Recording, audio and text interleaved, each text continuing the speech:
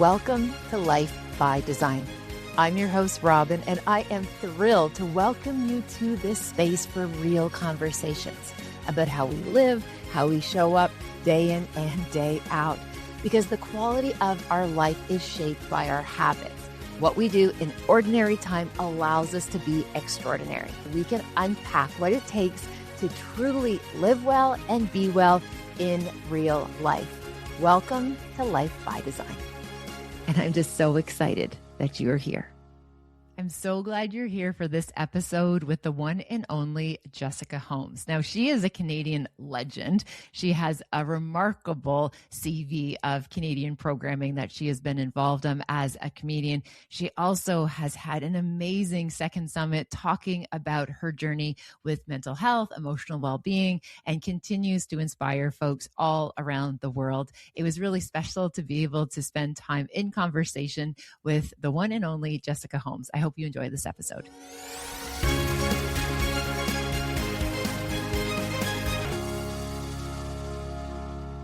Jessica Holmes, welcome to Life by Design. I'm just so excited that you are here. Oh, thank you so much. I'm thrilled to be here. And you and I have only worked together a couple of times, but I'm just excited to get a little Robyne time. So I love that. Well, thank you. Thank you. Now, Jessica, you are, in my opinion, a Canadian legend. Like, you are funny, you are wholehearted, you talk about big ideas in such a fun, but also tender way. I'm such a huge fan of the work that you do. So for those who are like curious about like, okay, who's Jessica? What's she doing? Could you give us just a wee bit of a snapshot of who Jessica is and what are you up to these days? Great. So I am getting my Master's of Applied Positive Psychology. And for me, that's a big deal because I started off as a comedian. I was on Royal Canadian Air Farce, a Canadian TV show for around a decade. And then I went through depression. And when I recovered, I felt like, you know what? I'm on stage all the time. I want to tell the jokes, but I also want people to know they're not alone and that I find any recovery just so miraculous, so wonderful that I felt like, let's talk about that. So now I combine comedy and well-being in these mental health keynotes. Yeah. And you do it beautifully. Like, I have had the opportunity and the privilege to be in the audience. I see how you take people on this journey. And it's just remarkable how you are able to, again, really tackle big topics with mental health, but also talking about how that joy and our ability to be able to laugh is so important in our recoveries and our ability to build good days. So again, I'm just so excited to hear about that. And the fact that you're pursuing that even further with your post-secondary, like, that's just a remarkable piece of the puzzle that's all coming together to be of good for others. So it's just so cool, Jessica. So thank you for all that you're doing. Thank you so much. And do you know what? I love that you described me as wholehearted. I think that's how I feel. I think that is how I feel. My cup feels full, and it's because, as you know, you put in the work and eventually there's a return on investment. And so I'm really grateful to be described that way. Thank you. Oh, well, they're very welcome. Okay. So Jessica, the big question that I had for you is, one of the areas in the framework I use on human resiliency is the part of humor. That humor is part of what we can use to build a strong foundation. And out of all the pillars, so there's 5 in total, I'll tell you the one that I get a wee bit of pushback on the most is humor, where people are just like, things are heavy, things are hard. Like, what are you talking about? That we need to cultivate practices of joy and merriment and play and wonder. We see it in the research, Jessica. We see that, we know that this is part of how people can be well.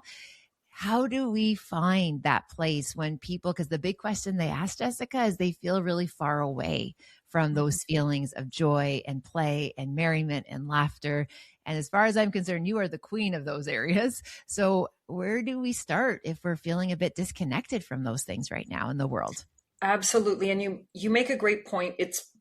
I had to take the word comedy out of my keynote and even out of my title, because people were saying, no, we want something serious. And I'm like, it is serious. The research is there. There's science behind it.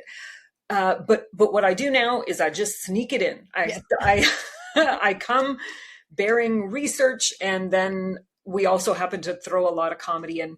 And so for the research that I've done shows that when we can interpret life comedically, then we see the stressors in our life as separate and outside of ourselves. So instead of feeling like I am under this mountain of stress, it is part of me, it is in me. If we look at the stressful situations, for example, to say, I'm having such a terrible week at work. If this week was an episode of The Office, what would Jim be doing? What would Pam be doing? What would go wrong? How would Michael react? Or if my favorite thing to ever do is Google whatever the issue is that's stressing you out, plus comedian. And then you get this professional comedian's take on your issues. And so there are little tricks to do in order to see things a bit more comedically. And what the science says is it stops the stress from being in you, on you, around you, and just lets you see it as an event. And it's still stressful, but it is something you see now, not something you are. Yeah, I love that explanation. And again, it's this idea that we're not discounting it. We're not minimizing it. We're not trivializing it by any means. What we're doing is just putting some guardrails on it. So we don't it doesn't, like, again, as you said, like, it's not in us. We don't feel stuck. We don't feel trapped.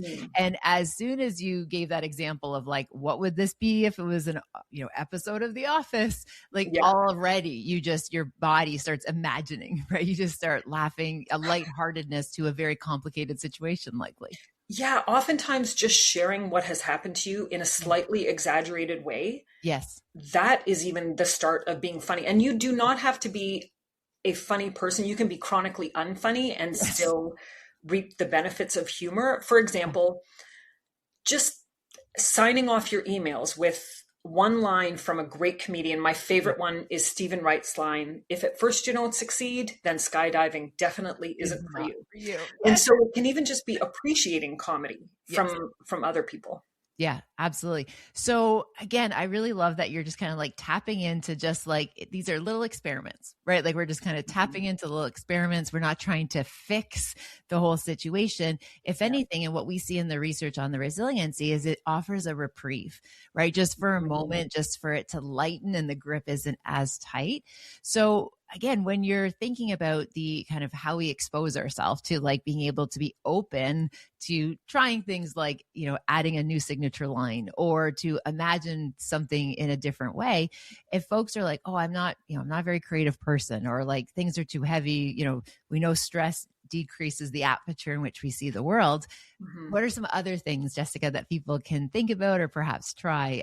You already have a wealth of ideas you shared with us, but I'm just so curious. I'm like, okay, tell me more. Tell us more. Yeah, absolutely. So first of all, in the comedy industry, we say tragedy plus time equals comedy. Yes. So if you're in the thick of it, if you're mid tantrum, if you're mid meltdown, that is not necessarily, for me, that's when I love making a joke. But I get that is inappropriate and that is not for everyone. Yeah. So when you wait a little bit of time, like the example I give is, if you have lost someone near and dear, don't put googly eyes on the casket. Like this is not us looking to have a laugh in the deepest moment. Yeah. But when enough time goes by where you feel like you're with someone that you trust and you care about, talk about it, and talk about it in a way that, is a little bit exaggerated. Yeah.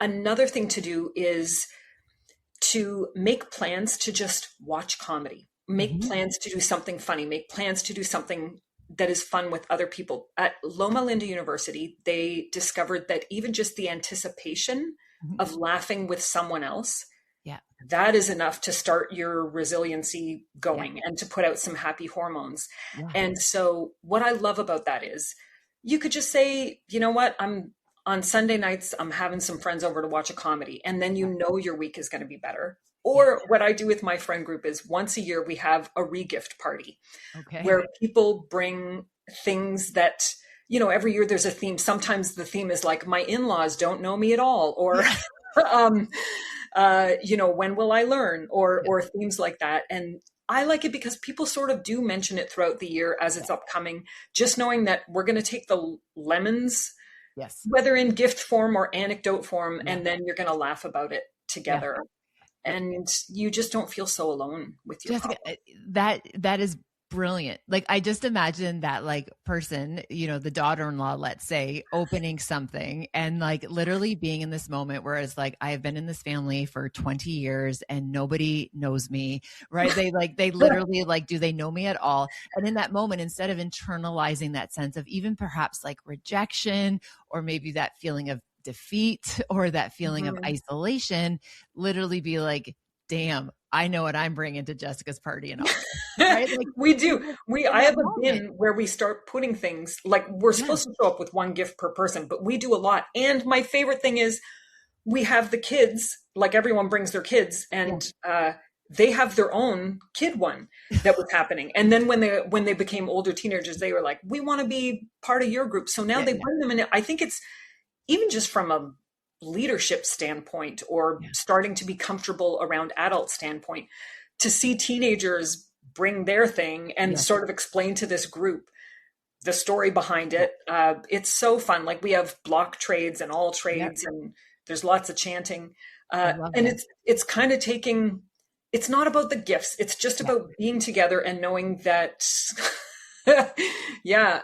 life's lemons are just meant to be like shared and laughed about together. Yeah. Absolutely. And again, it reminds me of that classic song from the Indigos where it's like, if I'm not laughing, I'm going to cry my eyes out, right? Like, it's literally like we get to have this wee bit of a choice. And there's a season for when, we do need to cry our eyes out because it's hard and it's heavy and it's scary. And there's also going to be a moment on the other side of this. And I know recently I was supporting a group and they were navigating grief, which again, grief is so complicated. It rewrites us. It does not behave like any of the other emotions. And again, it was so heavy. And this moment, and again, I really felt as a facilitator, like I wanted to kind of, you know, shift the energy, not to again, dismiss the validity of what people are going through. And I said, just out of curiosity, what are some of like the worst well-intended things that people have told you in your season of grief? And like, I kid you not, people like burst out in laughter when they were like, oh my gosh. And then they started sharing like the worst things that people have said to them going through a grief season. And what I just appreciate so much is, again, it's not minimizing it. It's like adding almost as if it's like a coping strategy to handle the hard parts with just a wee bit of relief, just a wee bit of being able to stick handle some of this stuff. And again, it is shocking what people say to people who are going through grief. And again, I hold space that I appreciate that people are showing up and they're trying, but sometimes they're doing it in a way that's like, I can't believe people actually said that to you. And like, they had to laugh about it because it was literally unearthly what people think helps to somebody who's going through grief. Yeah. And I would say my biggest belief around well-being is that we just are not meant to go through hard things alone. Yes. And people are our biggest resources. But when we are struggling, right, our tendency is just like pull away, don't show weakness, or don't burden people. That's what they're there for. That's it. That's all. We are just there to be together, and I will have my turn of struggle and you support me. And then you will have your turn of struggle and I will support you. Yeah. And I would say one of the biggest pivots in my life and in my well-being came when I did an exercise where we were told as part of this meditation workshop to start making a daily list of people that we love, people we care about. Yeah. And what we care about in them. And it changed me from the scarcity mindset of who loves me, who are the people in my life, to who do I appreciate, who do I love, what do I love about them? So not only did it give me a sense of security and abundance in my life, but I started interacting with people differently because I showed up with joy and appreciation for these people that I normally might have taken for granted, or might have felt like, well, when's the last time you did something nice for me? And now I'm coming to them and being like, I love all the things you do for me. Yeah. And a comment that I get, I'm just going to go ahead and share this because this is what we're here for. Yes. I get the comment a lot of, you just make me feel happy. Mm-hmm. And this is from people that I've known for years, but I'm noticing ever since it's doing that exercise a couple of years ago, that is the effect I have on people. Some people, many people don't like me, but we are not everyone's cup of tea. But the point is, when you show up with love and appreciation Yes. for someone, it makes you feel like you're coming from a place of abundance and that Yes. your cup is full. And so I love people more. Yeah. I love Love people it. so much since I Yeah. started doing this list, and I see how they're valuable in my life, and that I can be there for them and they're there for me.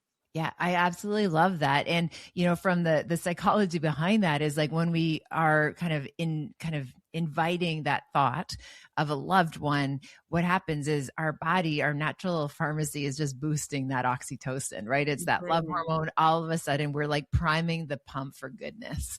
And we know people can activate that oxytocin release when they look at a picture of a loved one, or they even Mhm. imagine an interaction with that person, or something, even if you had a really amazing holiday and you're just like thinking about that time when you were with those people that mattered most to you, it actually Mhm. releases the oxytocin, even to the point, Jessica, when if I, similar to you, we travel quite a bit with our work, and I feel like I have this magnet for attracting anxious flyers. Like I've just brought it somehow. I have like put it out there that like I can help people navigate anxious flight, Mhm. which was kind of interesting because I at one point was an anxious flyer. So I feel like I see it, I recognize it probably more because I've been there.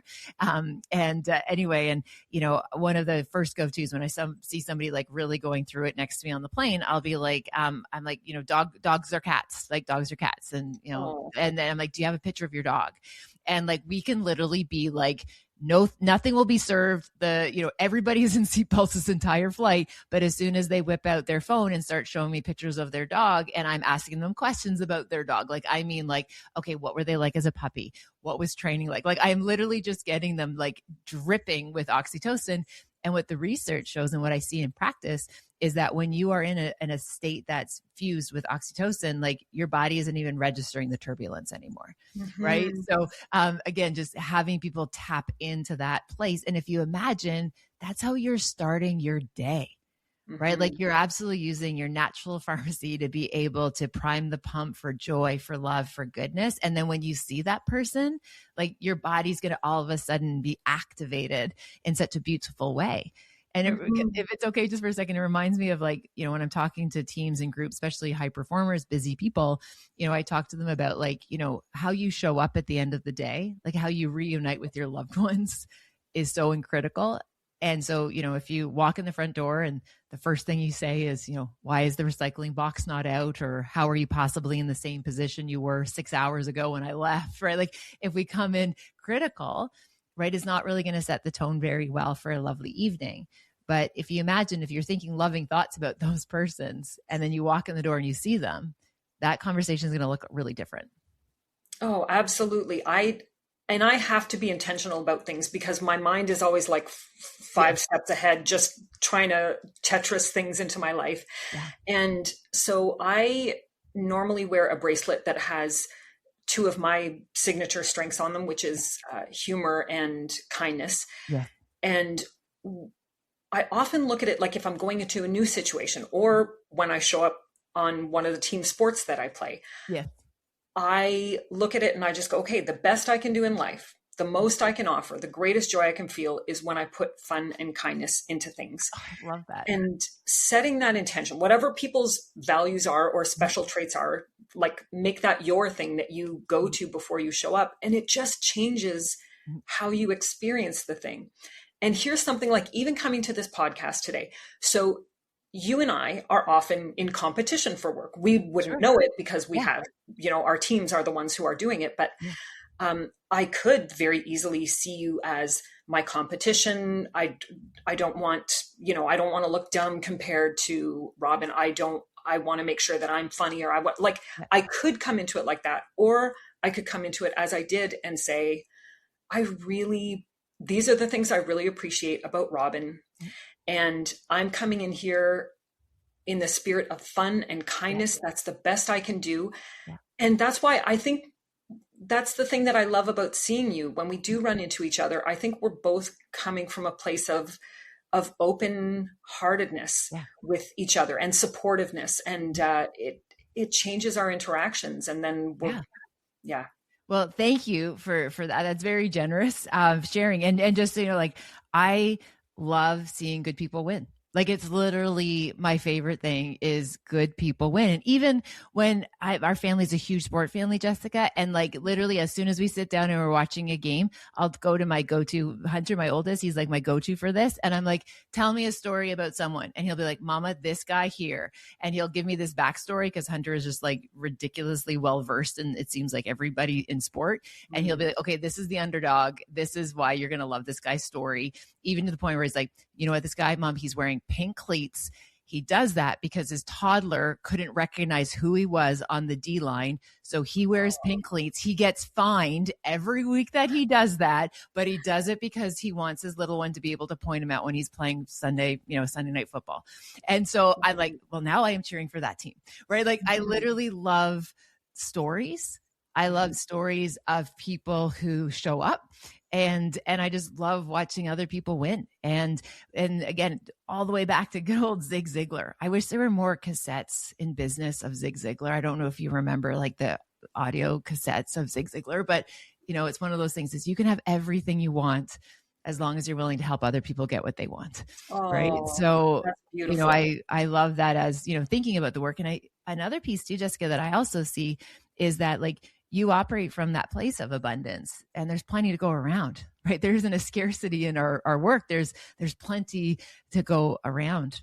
Well, and I think once people start to experience life that way, you realize you're energized by doing the thing you thought would be depleting, like giving to other people, being kind to other people. A lot of us shy away from that because we're like, I'm just tired. I'm just focusing on my life. But using our signature strengths, our special traits in service of other people, even if it's just as simple as, if I think something nice about you, I'm going to say it. Yes. It takes one sentence. Yeah. Then you are energized by having been kind to someone, and that person is energized. So it's such a win-win. Mm-hmm. And then it becomes, it has a snowball effect where I, like within a while of doing this, I feel wholehearted. Yeah. I have never been wholehearted before in my life, but suddenly, trying to love people more, appreciate them more, that is what changed it for me. And you know what? I want to circle back. You were talking about your son and having special moments with him. So part of my degree is studying appreciative inquiry, which just means you're asking questions about what already works. Yes. The great news about it means doesn't cost any money, doesn't take any extra time. These are things you already have had in place. You already have experience with. Which things make you feel good? How do we do more of them? And so I've used it in my marriage to ask, hey, when are my husband and I at our very best? And the truth is, we're at our best together when we're outside of the house, when we're like getting groceries, when we're, and we just never made the time for it because we always said, oh, there's no point in both of us going. Yes. But the whole point of marriage is that both of you, do the things that fill you up. But I did it with my kids once where I asked them, what is your favorite thing that I do with you? Yes. And their answers both surprised me. Mm-hmm. And my son's answer was, he loves waking up in the morning, and I have all these antique teacups that I do, and I make herbal tea every morning. And so when he comes to the table, I just find it fun. I pick whatever cup I'm in the mood for and put it there and pick the tea I'm in the mood for.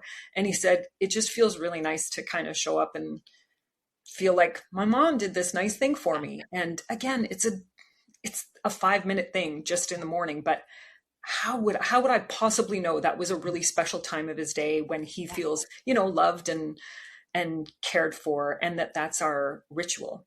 So I'm so in favor of just, our kids have the answers so often, and just asking them, what is something you wish I did more with you? Mm-hmm. Or when I'm at my best as a mom, what does that look like? What am I doing when I'm at my best as a mom? And my eldest child's answer was, it's when you're not rushed and you're at the dinner table and you just start telling us stories. And again, like, I assume my teenagers don't want to hear my stories, but that's your favorite thing that I do with you is pretty cool. And so we don't know unless we ask, what do our kids need from us? What would they like more from us? Because oftentimes what we think they need or like is very different from what they need and like. Yeah. Oh, I love that suggestion. And as somebody who's used appreciative inquiry and research before, like it is, I just love even watching the unlock that people have when they start to come upon those knowings, right? Like all of a sudden, as you said, it's already something that it's accessible to them. Like, again, when I'm at my best, what does this look like or what's possible? And again, I also just really appreciate that distinction that we don't want to assume because we might not have the right information. And, I even recall like when the kiddos were little and I started traveling quite often, like one of the things I would always do is would pick up like a t-shirt for them from where I was, especially if it was a sports team.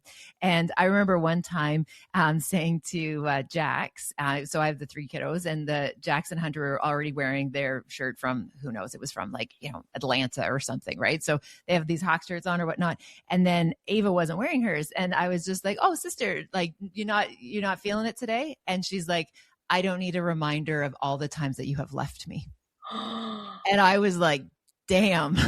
I was like, I was doing this gesture and the boys loved it. Like the boys were just like, oh my gosh, you should see all these jerseys I'm getting from all of these different cities, from all these different, professional sport teams. But to Ava, it like represented something different. And I remember that moment being like, girl, like, thank you so much for telling me what that experience is like for you. And I said, the reality is in this season, I'm going to be on the road quite a bit. So like, what could it look like? So that way you feel supported and, you feel that mom's showing up. And she's like, and then she was like, oh, don't worry about it. She was like, Mom, you don't miss the important stuff. Like you don't miss it. I'm good. But so my first reaction was like, damn, I'm doing so wrong by this girl. But then with that one follow-up question, she's like, oh no, I'm good. Like it's like, ain't no thing. And I was like, okay, great. Because that mom moment could all of a sudden feel like, oh my goodness. And again, those key follow-up questions to realize, but I don't have to fix this. Like she understands and, we're on the same team. But so again, I just appreciate just that idea of showing that there's, moments of distinction even in that conversation opportunity. Yeah, that's beautiful that first of all, that you have created this dynamic where she can share with you what it is that she needs. And my thing is, especially because my kids are currently teenagers, to know the advice just does nothing. The advice demotivates them. Totally. So instead, just asking, are there words you need to hear from me? Like if you're going through something hard, what would help right now that I could do?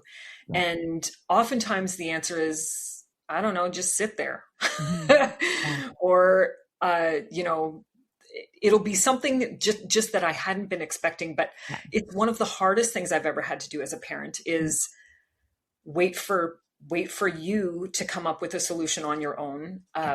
And without me giving advice. Like that was incredible for me. And part of why I'm so grateful to continue my studies, because what I recently learned was just giving your child advice robs them of the self-esteem they would have had from coming up with their own answer.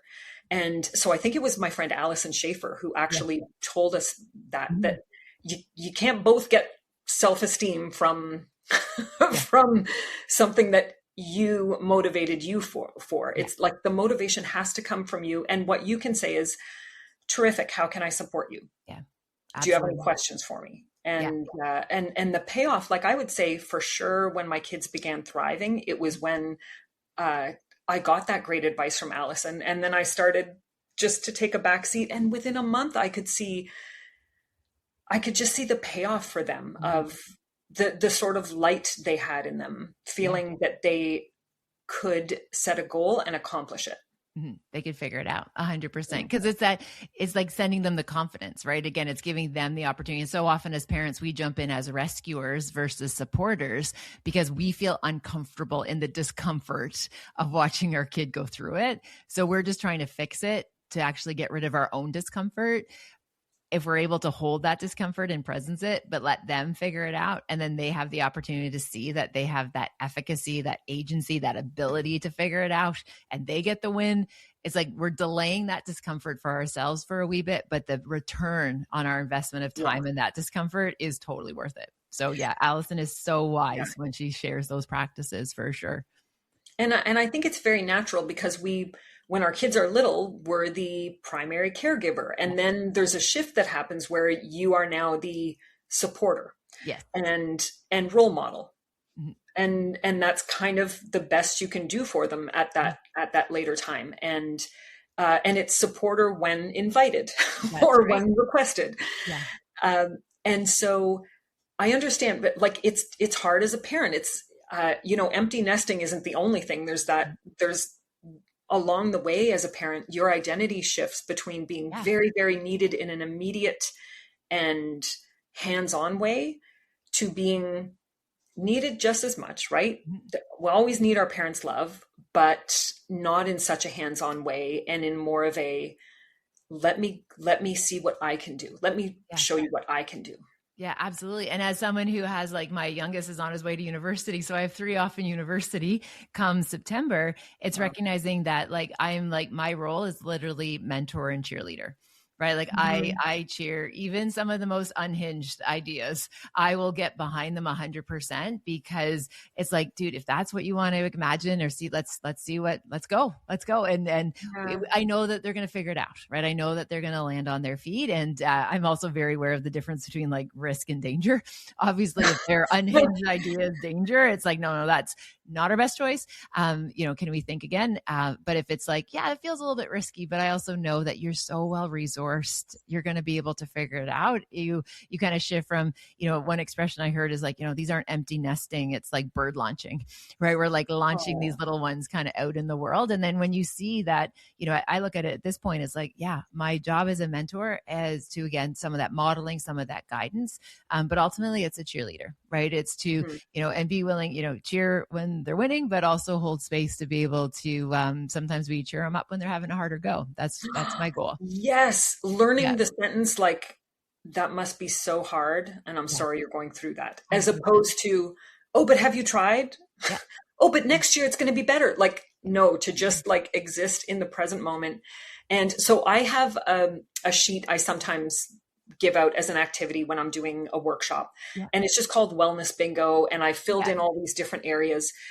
But then I left some spaces blank for people to fill in, like, what are you proud of doing for your well-being? What's one that I didn't even think of, but And then just this morning, I added in one of the boxes, sometimes it's just a really hard problem to deal with. Yeah. And I acknowledge that this is just a really hard time, and that there's not an easy answer or an easy out. And I like that, because then it's not toxic positivity. It's not like there's always an answer. Sometimes it's just hard. And I was working with someone who is they work in law enforcement. And I was doing some work with them around well-being. And they said to me, you're giving me all of these great pieces of advice, but sometimes there's just nothing but to feel the pain, because it's really a hard job, and we see a lot of difficult things. And I appreciated that so much. It was really pivotal for me to just acknowledge sometimes it's just too hard. Sometimes it's not time to tick a well-being checklist. It's time to just feel it and grieve and hold space. Yeah. And there's a season for it, 100%. I know one of the, in my books, I often kind of throw a little bit of beef at this one expression where everything happens for a reason. It's like, no, some things just suck. No. Yes. Like, some things just like, keep that on your little, like, on your paper towel or your tea towel in your kitchen, right? Like as like a little saying, but like, no, like this is not the case. Some things just suck. And especially working with members in the military and first responders, it's like, no, this isn't a, just go for a walk after work and it's good. It's like, no, what you just experienced, what you just witnessed, what you are a part of, it's like, no, like this literally is awful. And, one of the practices, Jessica, that I use when I'm supporting people, and, it comes from, again, interesting, like from parenting, is like, I recall Ava coming home from school when she was in high school, and she was just like, Mom, that was like the worst day of my life. And I said, Ava, I believe you. Like, I know she's going to have worse days. And I know that day likely wasn't the worst day of her life. But in that moment, I'm just like, I believe you, because I believe the feeling that you are sharing with me right now that was the worst day of your life. And I just said, Ava, I believe you. And I said, is there anything I can do in this moment that wouldn't make it worse? Mm-hmm. And then she was like, you know what, taking the dogs out wouldn't make it worse. I'm like, cool, let's take these puppies for a spin. Right. Like, and again, recognizing that I'm not trying to fix it. I'm not trying to rush her through her big feeling. It's just that recognition that some things just suck. Some things are just awful. And having somebody believe that this feels awful in itself is actually showing up for them. I love that. Yeah. And that's something I think we can do for one another. And then there is also seasons of opportunities when our feelings are validated and acknowledged and processed and metabolized. There's more spaciousness for the joy, the fun, the play, and the merriment. It's all part of how we can show up wholehearted. So Jessica, out of just total curiosity, when Jessica's looking for like comedy or things that light you up and fire you up, like, are we like watching episodes of The Office? Like where is Jessica going for some of that joy and comedy? Just for some of us who are looking for more of it, where can we start exploring it? I have always found movement to be the greatest catalyst for joy. So just physically leaving your home, being outdoors, even if it's not in nature, just being outside, just changes my attitude. And then I'm more easily able to enjoy things and more looking for the funny. I also have something I call a funny journal. It's just the notes app on my phone at this point. But I mark down things that might have been cringeworthy in the moment, might have been silly. And then when I read them over later, I love it. My kids will sit down with me and we'll read the different things that were, cringy in the moment, but now they're entertaining. And I'll give you an example. I've been doing a bit of research around how people who are quite elderly often feel invisible, often don't feel included, even when they're physically in the space. And so I just thought, you know what, from now on, when I go to my local grocery store, I'm just going to be a little more mindful of that. I'm going to smile at people, maybe not wear my AirPods the whole time, and I'll show patience and a bit of friendliness. Yes. So the first time I did that, I'm at the checkout and there's a woman in line behind me and she's quite slow getting the coins out of the purse and stuff. And she looked up at me as sort of apologetically, like, sorry, I'm trying to get my stuff done. And I just smiled at her and said, hi there. And she kind of lit up. She seemed so happy. And she looked down at my groceries and I had this big salmon steak that was wrapped up. And she reached over and pressed her finger into it and said, it's fresh. Oh. And I was like, I just smiled. But in that moment, I was like, that was not the intention that I was trying to put out. But I thought it was so cute that she was so happy and thinking, what's a nice thing I can do for you? I'll test whether or not the fish you're buying is fresh. It was so great. So that is a story I share around the table that night. And that is something that just goes on my little funny list. The things that make me laugh in the moment. And what I noticed was when I started keeping track of those things, I just started noticing them more in life. So now when I'm out of my home, I'm just looking for the funny. Yes. And the funny presents itself. And like I said, it's always a snowball effect of you going, oh my gosh, looking for the funny made me feel happier. That seems to help me engage more with people and have better relationships. And it just feeds on itself. So I'm always looking for the funny. Okay, Jessica, I love that. And again, if I could just add a little piece to that, with the new book on hope, that's literally one of the scientific practices of hope. It's like you choose hope and then you see hope and then you share it. And so I am always on the lookout for like hope-filled moments and like literally just looking around, seeing what's possible. And it's like, as soon as you start looking for just those little moments that give you just that little bit of dose that, hey, you know what, humanity, we're going to be okay. You just like, it's like they're everywhere. Like they're absolutely everywhere. And I can tell you just super briefly, and I've shared this story before in the podcast. I was on a flight from Vancouver to Toronto and this elderly gentleman got on the plane and oh my gosh, Jessica, like he looked so dapper. Like he was like three-piece suit, even how he was carrying his suitcase. Like the kids would say he had aura, right? Like this guy just was like so distinguished. And he sat down, and there was this older woman who was already sitting next to him. They weren't traveling together, but she was already sitting. And then she turns to him and she's like, "Oh, you look so handsome." And I was like, "Shoot your shot, sister." Right. Like I was like Care Bear staring all of the like anything to be like, "Oh my gosh, this could be a sweet little moment." And then the woman asked the gentleman like where he was going to, which I thought was funny because we were all on a flight to Toronto, but yes. Okay. Mm-hmm.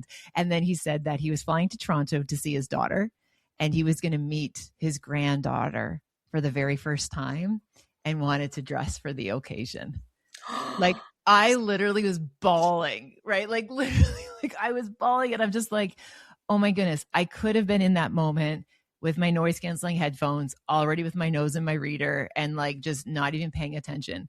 But when we're in seasons of transition and movement and things like that, if we just like, you're in the grocery store, like as you're saying, you're looking for the funny, and I'm over here looking for the hope. And once again, there is so much of it to be found. Yeah. Yeah. Just the act of being aware of it and open to it. Yeah. You do notice it more. And I know there's so much in life we can't control. There's so much that is beyond our power to influence, but our experience of it, part of our experience of life, is within our grasp. And what I love about it is it takes no extra time or energy to just notice. Yeah. Just, if you catch yourself ruminating on something that's like, even with my kids, when my kids were little, if they would start ruminating, I'd say, "Oh, quick, what's the best stuffed animal?" Yes. And then they would just be like, "It's this one." And like, we would just quickly change the subject to something that I know is happier for them. And I do that for myself quite often. Yeah, absolutely. I love that part, that season of parenting where you're like barely holding on. You're trying to keep it together. And then somebody asks you like, "What's your third favorite animal?"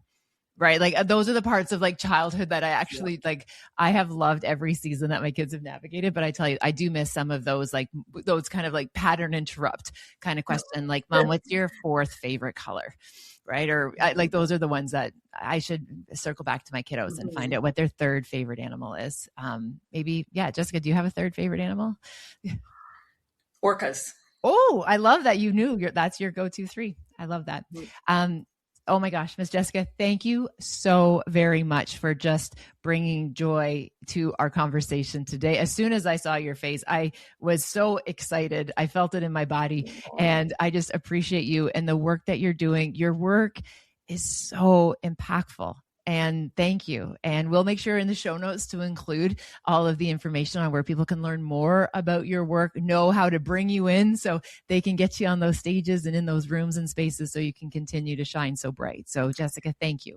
Thank you. And Robyne, I thank you for not only inspiring me in my career, but also just the knowledge and wisdom that you impart consciously and subconsciously. It goes into my life and my thoughts and how I do things. So I really, really appreciate you. And thanks to whoever's listening. Yes, we appreciate you for listening. Jessica, enjoy your day. Thank you for spending time with me on this episode of Life by Design. I appreciate if you have a moment to pay this forward, share it with someone who you think might benefit from the ideas shared in this episode. If you're feeling so inspired, please also rate and review the podcast wherever you listen to your favorite podcasts. Again, thank you for listening. Thank you for your time. Take good care, and I'll see you next time.